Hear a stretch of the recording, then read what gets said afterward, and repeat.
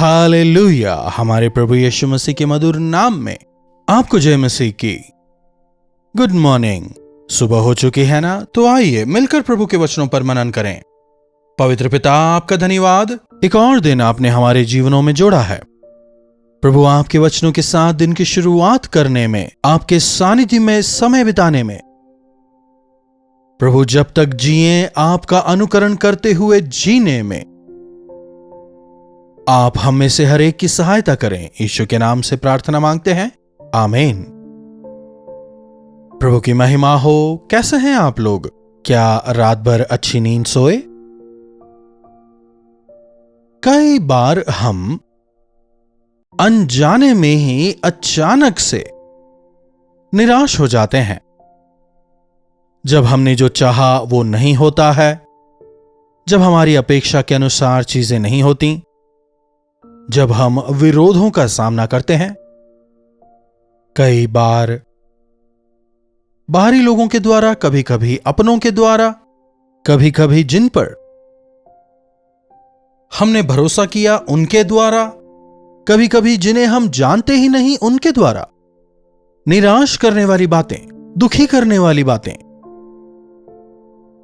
हम सुनते हैं और तब ऑटोमेटिकली काफी तेजी से हमारा मन हताश हो जाता है, निराश हो जाता है। आपके भी ऐसे अनुभव रहे होंगे। इसलिए हमें परमेश्वर पर विश्वास करना चाहिए।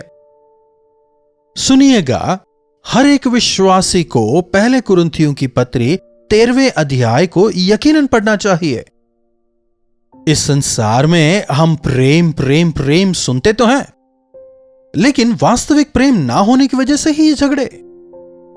वाकई में प्रेम करने वाले दूसरों को दुखी नहीं करते, दूसरों को दर्द नहीं देते।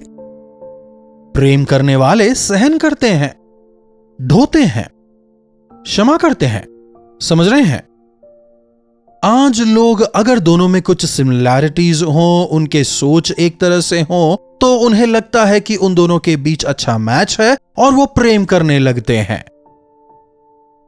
फिर कुछ स्वाभाविक प्रेम होते हैं, जैसे मां बाप का प्रेम, पारिवारिक प्रेम, दोस्तों के बीच प्रेम, बंधु नातियों के बीच प्रेम, जवानी के उफान की वजह से उठने वाला एरोस प्रेम। यह सब सामान्य है। यीशु मसीह का प्रेम अगापे प्रेम है। इसमें 4 अलग अलग शब्द हैं।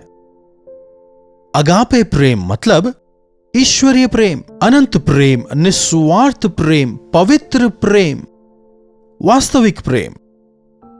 और इसी प्रेम के गुण को या व्याख्यान को पौलुस पहले कुरिन्थियों की 13वें अध्याय में लिखता है। हर एक रोज पहले कुरिन्थियों के इस 13वें अध्याय को पढ़ना चाहिए और प्रभु से प्रार्थना करना चाहिए कि प्रभु हमें ऐसा प्रेम दें। यदि हम में ऐसा प्रेम हो तो हम हर स्थिति का सामना करने पाएंगे, क्योंकि प्रेम करने वाले जो होते हैं हर चीज को सहन करते हैं। जो बदमाश बच्चे होते हैं, जो शैतान बच्चे होते हैं, उनकी मां को देखिए। क्या शैतानी की वजह से मां उनसे प्रेम करना बंद करती है? नहीं, she continues to love them. हम परमेश्वर के प्रेम की वजह से जो सांसारिक परीक्षाएं हमारे सामने आती हैं, उन्हें सहन करने के लिए हम तैयार रहते हैं। जब हमें परमेश्वर का प्रेम होगा, भले ही हमारे साथ अन्याय हो रहा हो, हमारे साथ धोखा हो रहा हो, फिर भी हम शांत रहने पाएंगे, दृढ़ रहने पाएंगे। क्यों ना हम मिलकर कुछ आयतों को पढ़ें। पहले कुरिन्थियों की पत्री 13वां अध्याय उसकी 4थी आयत से पढ़ रहा हूं। देखिएगा, प्रेम धीरजवंत होता है। क्या कह रहा है? प्रेम धीरजवंत होता है, कृपालु होता है, डाह नहीं करता, प्रेम खुद अपनी बड़ाई नहीं करता और ना ही फूलता है, अनरीति नहीं चलता, वह अपनी भलाई नहीं चाहता। गौर से सुनिएगा, अपनी भलाई नहीं चाहता, वह झुंझलाता नहीं, वह बुरा नहीं मानता, कुकर्म से आनंदित नहीं होता, परंतु सत्य से आनंदित होता है। वह सब बातें सह लेता है, सब बातों की आशा रखता है, सब बातों की प्रतीति करता है, सब बातों में धीरज धरता है। प्रेम कभी भी टलता नहीं है। हालेलुया। प्रभु यीशु मसीह ने इंसानों पर ऐसा प्रेम जाहिर किया। प्रेम के विषय यहां जो कुछ लिखा गया है, प्रभु यीशु मसीह ने बिल्कुल वैसा ही प्रेम हम पर दिखाया। प्रभु यीशु मसीह धीरजवंत हैं। प्रेम धीरजवंत होता है, वो सहन करता है। 1 बार, 2 बार, 4 बार, 10 बार, 50 बार, 100 बार और कितनी बार, ऐसा नहीं होता। जब हमारे अंदर सहन करने का मन होता है, परिस्थितियां हमें डगमगा नहीं सकती। वह कृपालु है। यीशु मसीह ने जब वे इस संसार में थे, उनके विरुद्ध उठ खड़े होने वालों से भी प्रभु ने उनसे प्रेम किया, उन्हें क्षमा किया, उन्हें अपनाने के लिए वे तैयार रहे। जब हमारे अंदर दया होती है, कृपालु स्वभाव होता है, तब हम तृप्त रहने पाते हैं। जब हम दया करते हैं, हम पर दया की जाती है। It's like give and take. अगर हम कठोर रहेंगे तो हम पर भी कठोरता की जाएगी। जब हमारे अंदर ईश्वरीय प्रेम होता है, ईश्वरीय दयालुता होती है, हम दूसरों पर वास्तविक दया दिखाएंगे। प्रेम डाह नहीं करता। प्रेम डाह नहीं करता, वो जलता नहीं। 99% हमारी परेशानियों का कारण हम खुद ही हैं। अनजाने में ही कई बार हम अपनी तुलना दूसरों से करते हैं और अपने मन में डाह को स्थान देते हैं। डाह, जलन, इंग्लिश में जेलसी, एनवी, इन्हें स्थान देते हैं। उन दिनों में राजा शाऊल के विषय इस प्रकार से कहा गया है कि शाऊल दाऊद से जलने लगा। अगर आप दूसरों की बढ़ोतरी को देखकर, उनकी बढ़त को देखकर उनसे जलते हैं, मतलब आप में ईश्वरीय प्रेम नहीं है। ईश्वरीय प्रेम दूसरों को बढ़ता देख उनसे डाह नहीं करता। अगर हम में ऐसा स्वभाव है, मतलब हमारे अंदर ईश्वरीय प्रेम नहीं। यह डाह जो है, हमारी ही बुराई करता है। कैन, तू क्रोधित क्यों हुआ? तू भलाई कर, अपने स्वभाव को बदल, अपने भाई से बात कर। लेकिन इसके बजाय डाह को मन में रखकर हत्यारा बन गया, अपने स्थान को छोड़कर भाग गया। क्या इस समय किसी के लिए आपके मन में डाह है? प्रभु के नाम से उन्हें क्षमा करें, मेरे इस डाह को दूर करें, प्रभु से प्रार्थना करें। अपनी बड़ाई नहीं करता, मैं, मेरा, मैंने किया, अपनी बड़ाई नहीं करता। ढिंढोरा पीटने की आदत, लेकिन प्रेम ढिंढोरा नहीं पीटता, वह चुप रहता है, लेकिन क्रियाओं द्वारा उसे प्रदर्शित करता है। प्रेम फूलता नहीं। प्रेम फूलता नहीं है। मुझे जो करना चाहिए था मैंने किया, इसमें कौन सी बड़ी बात हुई? अगर ऐसी सोच हम में हो तो हम डिसअपॉइंट नहीं होंगे। मैंने इतना कुछ किया लेकिन वे कृतज्ञ नहीं हैं। मैंने उनके लिए इतना कुछ किया लेकिन एक थैंक्स तक नहीं बोला उन्होंने। कौन दुखी हो रहा है बताइए? वे ठीक हैं, लेकिन आपने अच्छाई भी की और अंततः अपनी शांति भी आपने खो दी। एक जिम्मेदार व्यक्ति की तरह दी गई तमाम जिम्मेदारियों को हमें अच्छी तरह पूरा करना है। इसमें फूलने की कोई बात नहीं। एक पति की तरह, पत्नी की तरह, बच्चों की तरह, एम्प्लॉय की तरह, एम्प्लॉयर की तरह हमें अपनी जिम्मेदारी को पूरा करना है।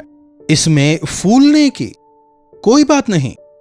अगर आप में मसीही प्रेम हो तो आप फूलेंगे नहीं, वह अनरीति नहीं चलता।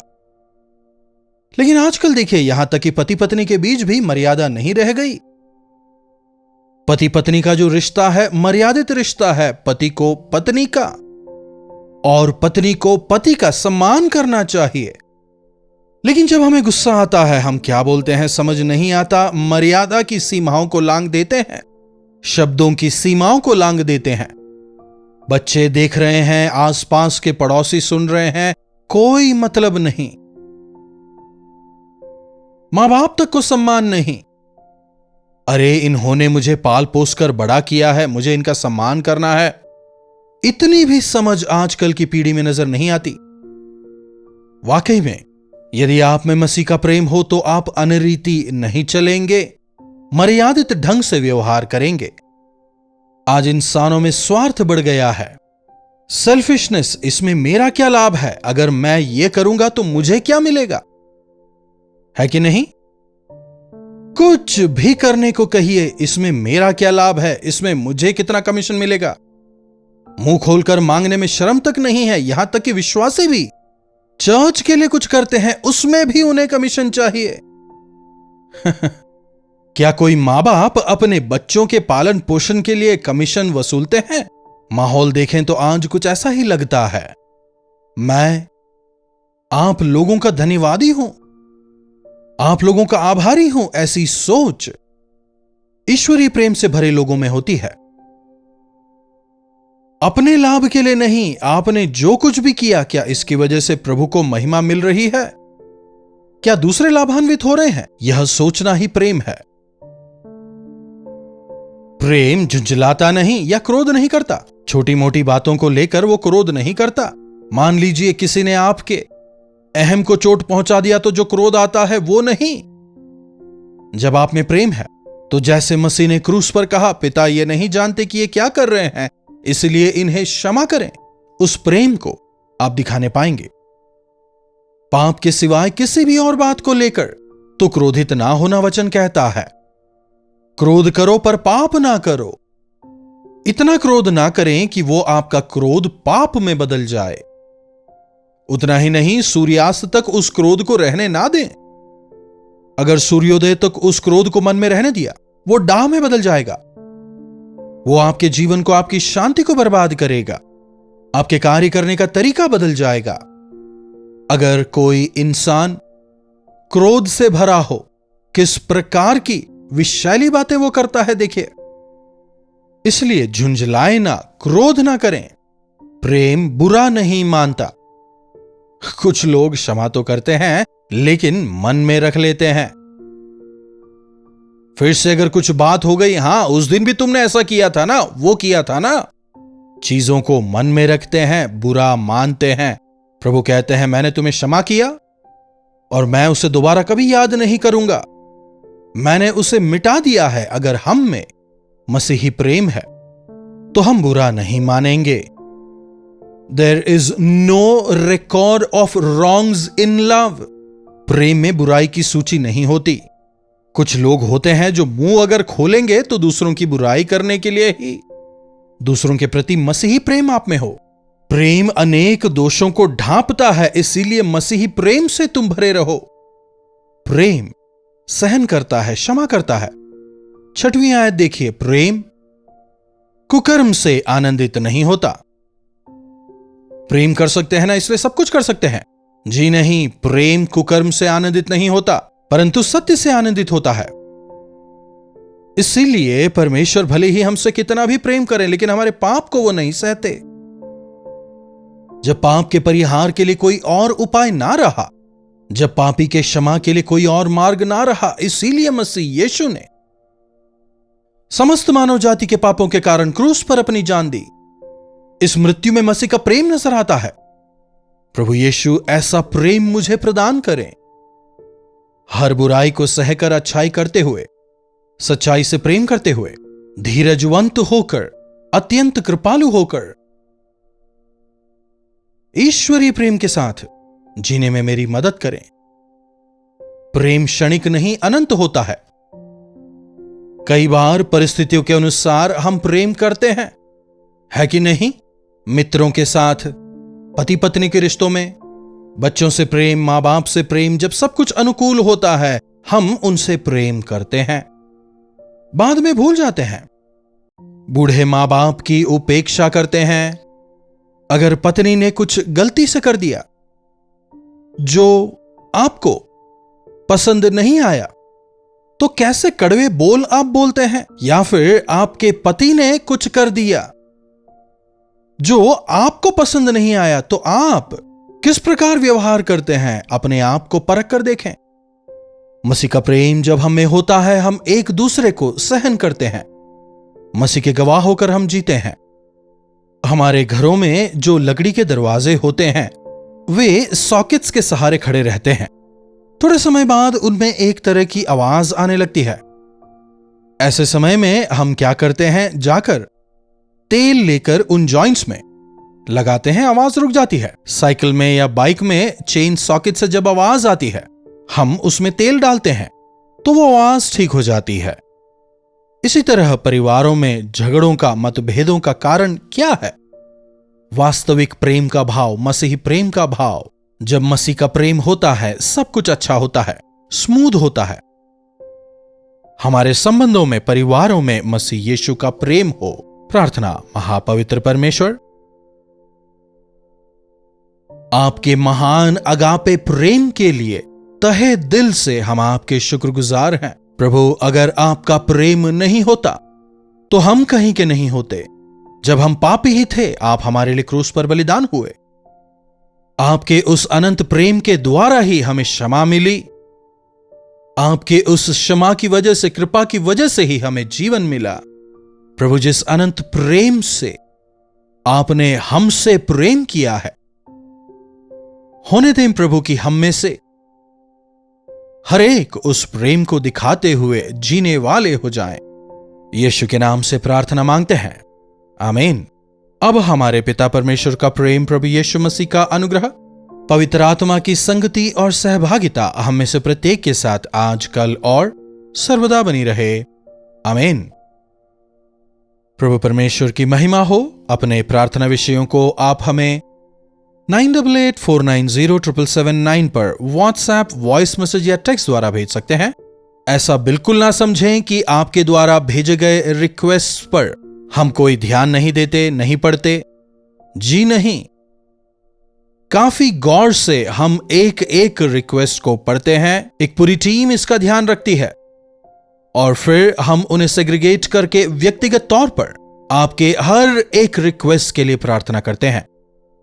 इसलिए निश्चिंत होकर आप अपने प्रार्थना विषयों को हमारे साथ बांटें। हम अवश्य प्रार्थना करेंगे। दोनों नए कार्यक्रमों को आप जरूर देखें। इन्हीं वचनों के साथ विदा लेता हूं। प्रभु आपको आशीष दें। कल्वरी दर्शन, ये है प्रेम के दर्शन, यीशु प्रेम के दर्शन।